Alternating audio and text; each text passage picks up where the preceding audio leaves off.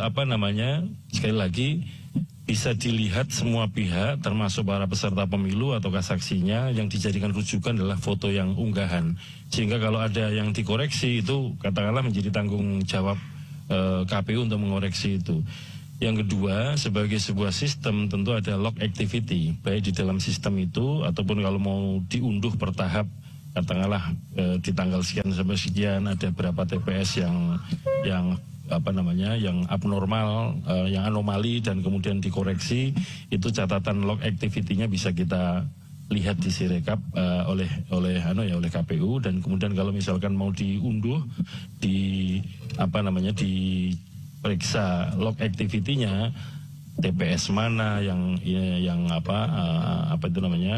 anomali, dan kemudian dikoreksinya pada tanggal berapa, jam berapa, catatannya ada semua. Demikian, Mas. Mas, silakan. Ini kan kita mau pleno yang DPT luar negeri ya. Nah, saya buka di Dapil 2 DKI Jakarta. Itu perolehan suara partai, suara caleg, kan total. Sorry, di mana Mas? Iya, kalau kita jumlah Sorry, di mana? Yang di Dapil DKI 2. DKI 2. Kita lihat, kalau kita lihat perolehan seluruh calon di Dapil 2 DKI Jakarta, PDI Perjuangan misalnya, kalau saya jumlah itu sampai 4 juta. Padahal DPT-nya cuma 2 juta. Bisa nggak dijelaskan kenapa ini terjadi? Ya. Yang kedua, saya juga melihat beberapa daerah ada penundaan rekapitulasi dini. Tapi tidak semua daerah. Saya dapat informasi dari wilayah. Pertanyaan saya, apa dasar hukum menunda ini? Ada nggak di PKPU? Kemudian diatur nggak di tahapan? Kalau nggak ada, diatur nggak di tahapan pemilu PKPU nomor 3?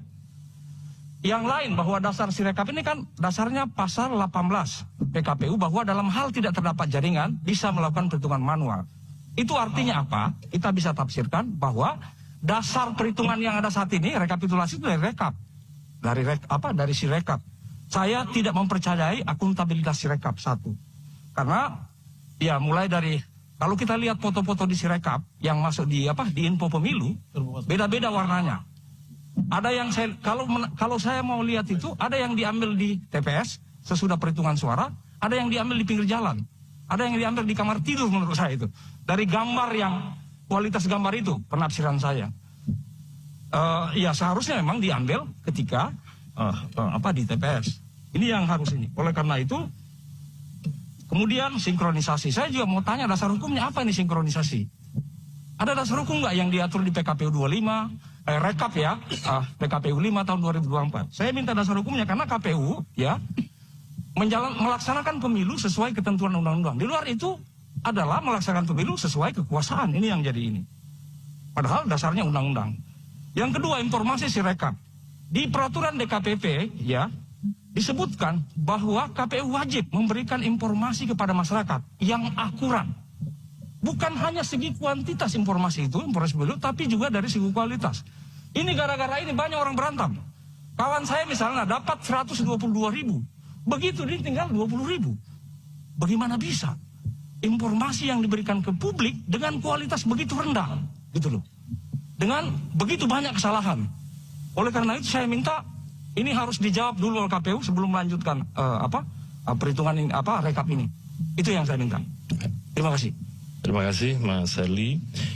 Jadi yang pertama begini, sekali lagi kita sama-sama memahami bahwa Sirekap ini adalah alat bantu dalam proses-proses rekapitulasi. Nah, di sisi lain, di bagian awal ketika setelah proses penghitungan suara di TPS selesai, dimulailah untuk memfoto atau mengambil foto oleh teman-teman KPPS dan kemudian dikirim ke data center. Nah, ketika dikirim ke data center oleh sistem kan dibaca ya. Nah, pada titik itulah yang sejak awal kami mengakui bahwa ada ketidakakuratan dalam membaca itu. Tapi sekali lagi yang dijadikan rujukan kalau yang kami sebut ada sinkronisasi data itu karena begini, antara foto yang diunggah, penulisan angkanya ternyata tidak sesuai dengan hasil pembacaan. Inilah yang kemudian kita lakukan koreksi atau mensinkronkan tayangan angka-angka hasil konversi pembacaan foto tadi. Jadi ini yang selama ini diakses oleh semua pihak atau banyak pihak itu adalah dalam rangka untuk publikasinya. betul bahwa memang ada yang tidak valid itu betul, tapi kami juga berusaha untuk melakukan koreksi terhadap unggahan hasil pembacaan yang tidak valid atau tidak sinkron atau anomali tadi itu. Sehingga seperti yang sampaikan saudara saksi tadi, misalkan ada calon yang pada tayangan pertama angkanya sekian ratus ribu, tapi kemudian tiba-tiba turun, itu adalah hasil koreksi. Yang paling kelihatan seperti beberapa waktu yang lalu di sebuah TPS di Kabupaten Sawaran, di Lampung misalkan, di satu TPS.